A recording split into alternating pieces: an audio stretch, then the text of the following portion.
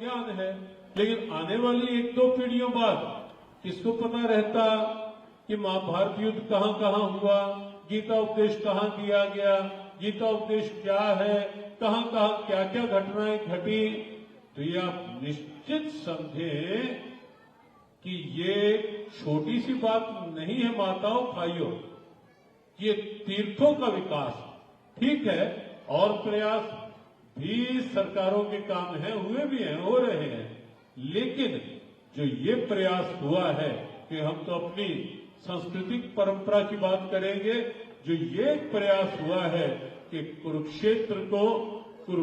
की पहचान, कुरुक्षेत्र को तीर्थ के रूप में, कुरुक्षेत्र का सम्मान, कुरुक्षेत्र को कुरुक्षेत्र के गौरवशाली अतीत के साथ जोड़ करके फिर से उसे वर्तमान और भविष्य की प्रेरणा बनाने का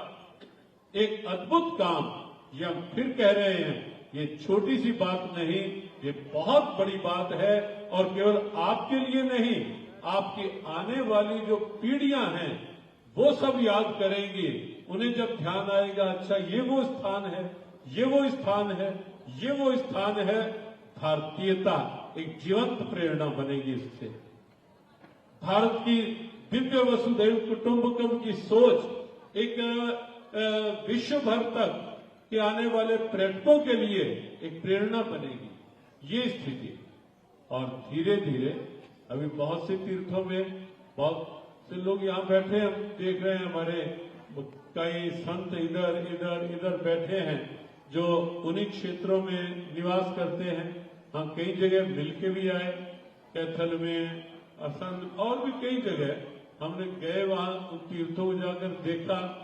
गांव वालों से मिले, कई जगह हमारा जाना होता रहता है जब आसपास जाते हैं। तो वास्तव में लगा ये कितना बड़ा हो, और हमारे सभी पूज्य संत भी इस बात को मानते क्यों महाराज कि छोटा काम नहीं हुआ है, बड़ा काम हुआ है। अपनी आने वाली जनरेशन तक को भारत का गौरव, भारतीय संस्कृति का गौरव सुरक्षित रखने का। हमारे तो हम जब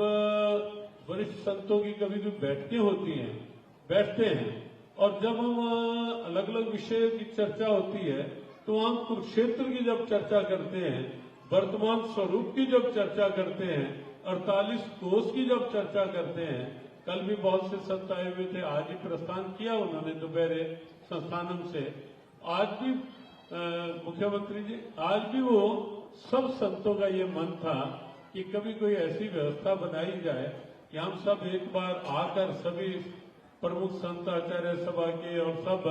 हम एक बार आकर कुरुक्षेत्र का पूरा तीर्थों का भ्रमण करना चाहते हैं, जाना चाहते हैं। सभी वरिष्ठ संतों से एक संदेश जाएगा, तो सबके मन में इससे उत्सुकता जगी है। तो निश्चित निस्संदेह अंतर्राष्ट्रीय गीता महोत्सव का होना, ये तो एक वैश्विक सम्मान बना ही है कुरुक्षेत्र का। और 48 कुरुक्षेत्र का जो विकास है वो भी निश्चित रूप से होना ही चाहिए था, लेकिन उसके साथ साथ जो ये परिकल्पना साकार हो रही है 48 कोष तीर्थों को लेकर के और उनके जीर्णोद्धार, उनको उनके वास्तविक स्वरूप में फिर से लाने का काम, ये वास्तव में बहुत बड़ा काम हुआ है। हमें लगता है कि जिस गांव में ऐसा हुआ है, उस गांव में अलग अलग कुछ लोग मिलकर के उसके कैसे संरक्षण हो, कैसे स्वच्छता हो। और हमारा भी प्रयास रहेगा कि जब हम जिस जिला में जाएं, प्राय हर जगह जाना होता है, तो हम उस तीर्थ में भी जाएं और आप बैठ करके कोई बात चर्चा करें कि कैसे सरकार ने एक काम किया, लेकिन अब हमारा दायित्व क्या है। बस एक अंतिम बात हम ये कह रहे हैं कि अब हमें सबको ये सोचना है, हर तीर्थ के आसपास रहने वाले ग्रामीणवासी, सभी हमारे पूज्य संत, हम सबको ये सोचना है कि हम इन तीर्थों की गरिमा को और आगे कैसे बढ़ा सकते हैं। तो अंतर्राष्ट्रीय गीता महोत्सव के साथ जो ये भी एक भाव आया कि पिछले शायद 4 वर्षों से ये भी हमारे मुख्यमंत्री जी का ये था कि 48 को